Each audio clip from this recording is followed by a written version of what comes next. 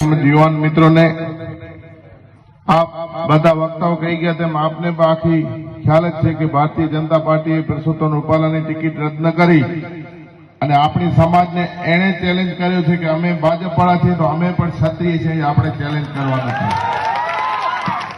ભારતીય જનતા પાર્ટીની હું આપને વાત કરું, 28 થી 30 વર્ષ અહીંયા ગુજરાતની અંદર થયા, 10 વર્ષ જેવો સમય દિલ્હીમાં થયો. એમના કને ત્યારે પણ એ જ મુદ્દો હતો કે હિન્દુ મુસ્લિમ ને આજે પણ એ જ મુદ્દો છે કે હિન્દુ કે મુસ્લિમ, બીજો આ લોકો પાસે હજી મુદ્દો નથી. વડાપ્રધાન જેવા માનનીય સન્માનીય જે કહીએ એટલો ઓછો એવા વ્યક્તિ જો 2-4 દિવસ પહેલા સભા કરીને એમ કહેતા હોય કે કોંગ્રેસની સરકાર આવશે તો હિન્દુઓના મગરસૂત્ર કોંગ્રેસ મુસ્લિમોને આપી દેશે, શરમ આવી જોઈએ. તમને શરમ હજી તમે એ કહો છો? તમારા કને વિકાસની કોઈ વાત નથી. હિન્દુ હોય કે મુસ્લિમ હોય, મુસ્લિમ રાજા રજવાડો હતા અને રાજપૂત ક્ષત્રિય સમાજના રાજા રજવાડો હતા. અમે તો એકબીજામાં ભાઈની જેમ રહ્યા છીએ, જેમ તમે આવ્યા છો ને ત્યારથી જ આ બધું આવ્યું છે. એ તમને ખ્યાલ રાખવો પડે. મહારાણા પ્રતાપના સેનાપતિ મુસ્લિમ હતા, શિવાજીના સેનાપતિ મુસ્લિમ હતા અને આપણે કચ્છ રાજમાં બેઠા છીએ ને અહીંયા ફતેહ મામદ નોતિયાર કરીને હતા. આપને ખ્યાલ હોય.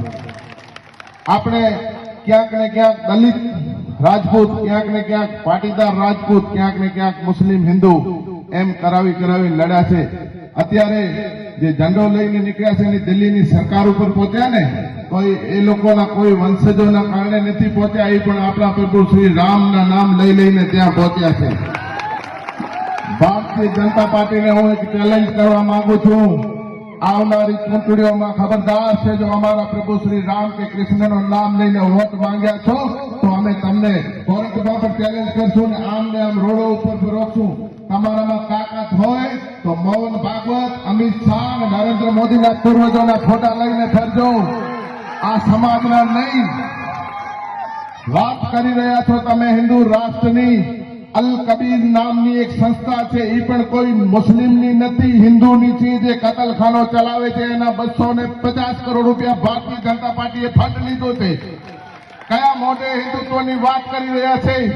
જય જવાન જય કિસાનના નારા લગાવી રહ્યા છે. ત્યારે 45 આપણા જવાનો શહીદ થઈ ગયા. મિત્રો, હું પણ જમ્મુ કાશ્મીરમાં જઈ આવ્યો છું.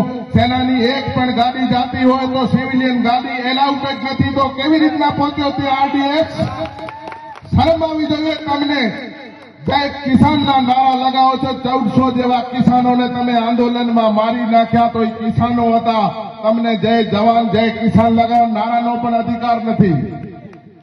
નારી બેટી બચાવો બેટી બચાવની વાત કરનારી ભારતીય જનતા પાર્ટી જ્યારે આજે અમારી રાજપૂત સમાજની બેન દીકરીઓ ઉપર વાત આવી છે તો એ નારી સન્માનનું અપમાન કર્યો છે. ક્યાં ગયા છો તમે ધૃતરાષ્ટ્રો?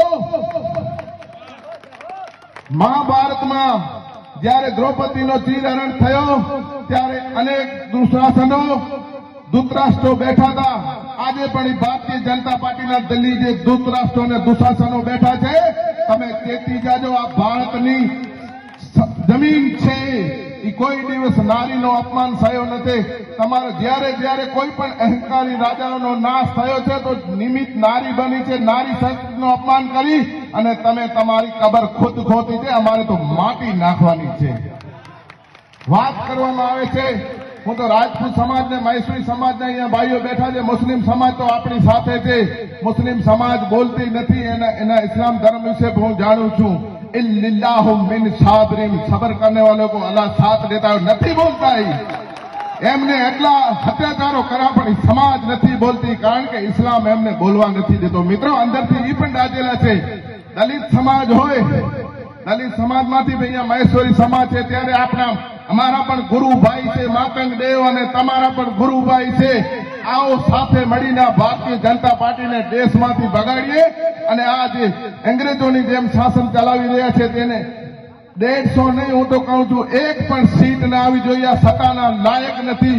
ભારતીય રાષ્ટ્રીય કોંગ્રેસને મત આપીને નારી સમાનનો આપણને બદલો લેવાનો છે. મિત્રો, પહેલાના જમાનામાં રાજાશાહી હોય તો આવા પરસોત્તમ રૂપાલા જેવા 17 માથા અહીંયા કાપી નાખી. આપણે એ સમાજ છીએ.